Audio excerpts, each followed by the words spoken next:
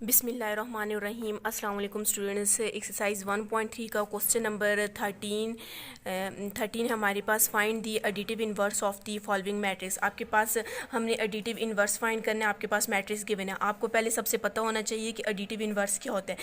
जो भी matrix given होगा उसमें आपने साइन को चेंज कर लेना है, तो आपके पास क्या फाइंड हो जाएगा, एडिटिव इन्वर्स फाइंड हो जाएगा। जैसे आपके पास ये फर्स्ट वाला क्वेश्चन है, इसमें आपने फाइंड करने आप लोग लिख सकते हो additive inverse of A is. आपके पास क्या आ जाएगा। अब यहाँ पर आपने ये करना है कि जिन वैल्यूज़ के साथ प्लस है उनके साथ माइनस करने। अब यहाँ पर देखें, जब आपके पास कोई भी साइन ना हो तो कौन सा साइन आता है, प्लस साइन होता है। तो उन सारों को हमने क्या करना है, नेगेटिव बनाना है। तो इसका एडिटिव इन्वर्स क्या आ जाएगा, -3 -4 -c एंड -2। तो आपके पास ये आंसर हो जाएगा। मींस के बस एडिटिव इन्वर्स में जो भी मैट्रिक्स गिवन होगी, जहाँ पर माइनस है वहाँ पर आपने प्लस कर देना, और जहाँ पर प्लस है तो वहाँ पर आपने माइनस कर देना। तो आपके पास ये एडिटिव इन्वर्स फाइंड हो जाएगा। इसी तरह आपके पास इसका सेकंड पार्ट है, question number second, b is to this. तो आपके पास b, हम क्वेश्चन को रिपीट कर लेते हैं, a -c l -a m b और n। आपके पास ये आपके पास मैट्रिक्स है। तो आप लिख सकते हैं additive inverse of inverse of b is. आपके पास b का एडिटिव इन्वर्स क्या हो जाएगा, हमने साइन चेंज करने हैं। अब इसके साथ प्लस है तो माइनस से हो जाएगा, इसके साथ माइनस है तो प्लस से हो जाएगा। आप प्लस लगाएं या न लगाएं कोई फ़र्क नहीं पड़ेगा। अब b के साथ कोई साइन नहीं है तो मीन्स के पॉजिटिव है, तो ये आपके पास नेगेटिव हो जाएगा। -c नेगेटिव है तो पॉजिटिव हो जाएगा, ये पॉजिटिव है तो ये नेगेटिव हो जाएगा। -b है तो प्लस b हो जाएगा। l है तो आपके पास -l -m और -n आ जाएगा। तो आपके पास ये edited inverse of b find हो गया। जिन वैल्यूज़ के साथ माइनस था आपने उनके साथ प्लस कर देना है, प्लस लगाएं या लगाएं ना लगाएं फ़र्क नहीं पड़ेगा। और जिनके साथ प्लस है तो उनके साथ आपके पास क्या लग जाएगा, माइनस लग जाएगा।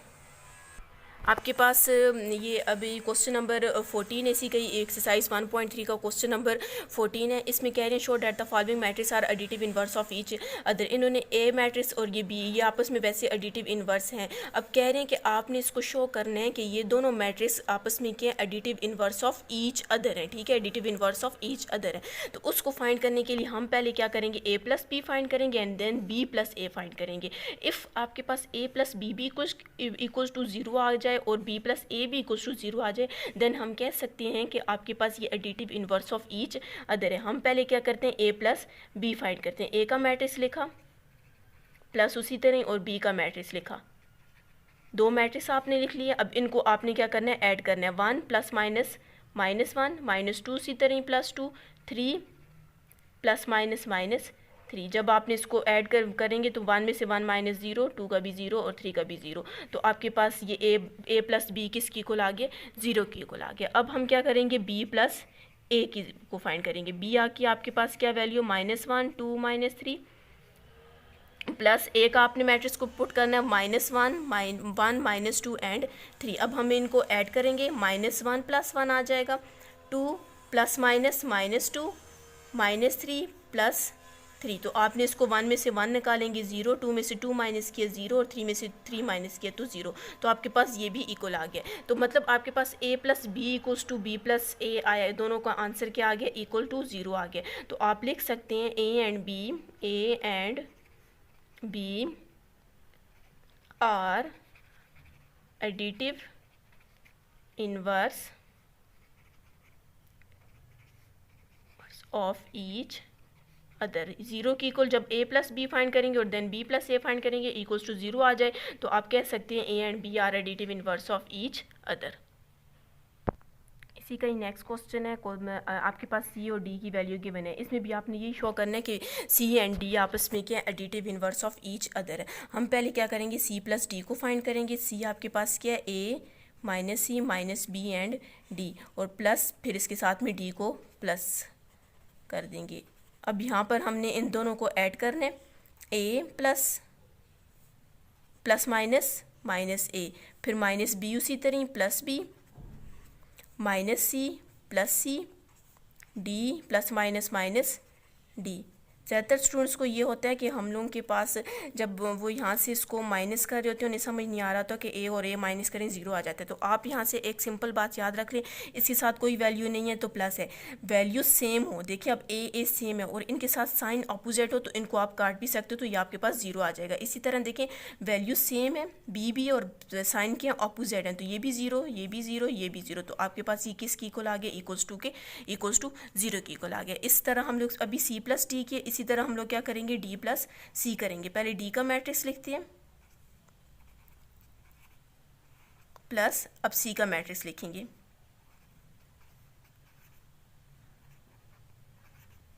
अब इन दोनों को हमने क्या करना है, माइनस करना है, माइनस ए प्लस ए, फिर B plus minus minus B,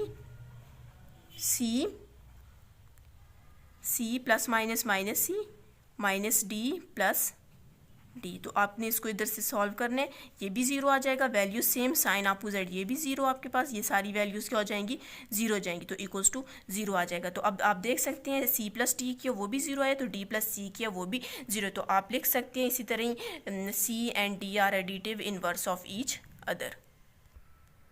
exercise का आपके पास एक तो क्वेश्चन नंबर 14 का लास्ट क्वेश्चन है और एक्सरसाइज का भी 1.3 का भी लास्ट क्वेश्चन है आपके पास।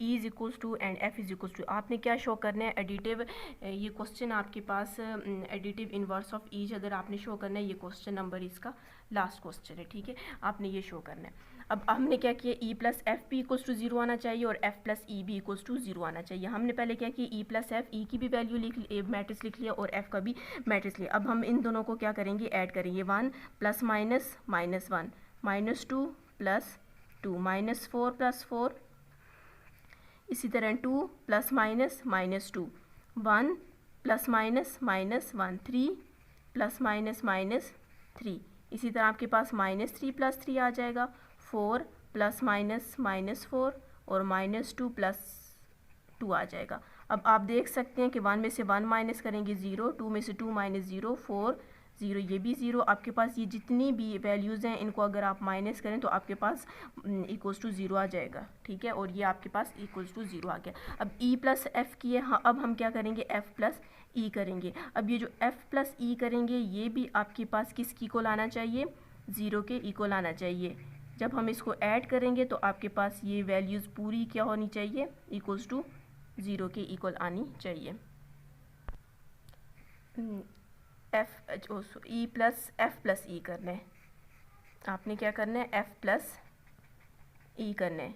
पहले एफ का मैट्रिक्स लिखना है, एफ आपके पास किया -1, मैंने गलती से ई का मैट्रिक्स लिख दिया, -1 -2 3, 2 -1 -4, 4 -3 एंड 2 प्लस उसी तरह। और अब आपने ई का मैट्रिक्स बाद में लिखना है, ठीक है, ई का मैट्रिक्स क्या, 1 2 -3 -2 1, ये सबसे ऊपर आप देख लें लिखा हुआ है 4 -4 3 एंड -2।